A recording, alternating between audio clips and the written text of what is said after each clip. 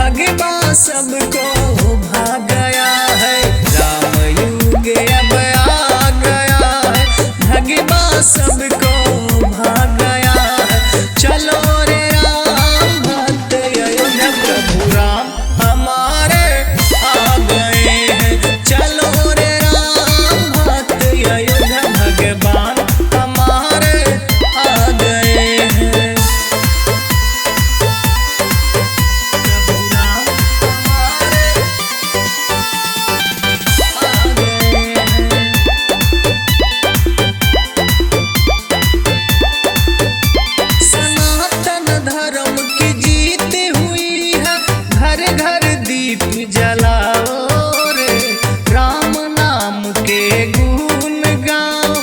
भगवान को फहराओ रे, भगवान को फहराओ रे।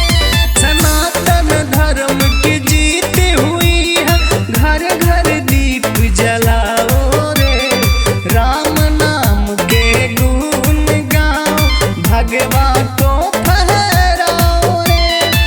अब नगरिया सज गया है, हर घर मंदिर बन गया, नगरिया सज गया है, हर घर मंदिर बन गया है। चलो रे राम भक्त अयोध्या प्रभु राम हमारे आ गए हैं। चलो रे राम भक्त अयोध्या भगवान हमारे आ गए हैं। प्रभु राम हमारे आ गए हैं।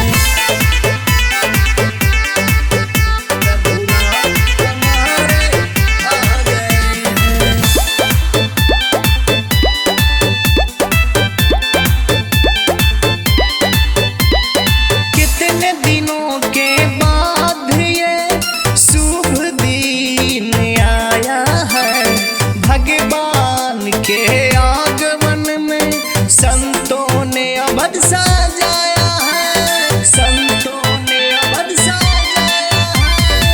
कितने दिनों के बाद ये शुभ दिन आया है, भगवान के आगमन में संतों ने अवध सजाया है। सीपू रमेश कर गुणगान भारत में जलवा दिखाया है, सीपू रमेश कर गुणगान भारत में जलवा दिखाया है।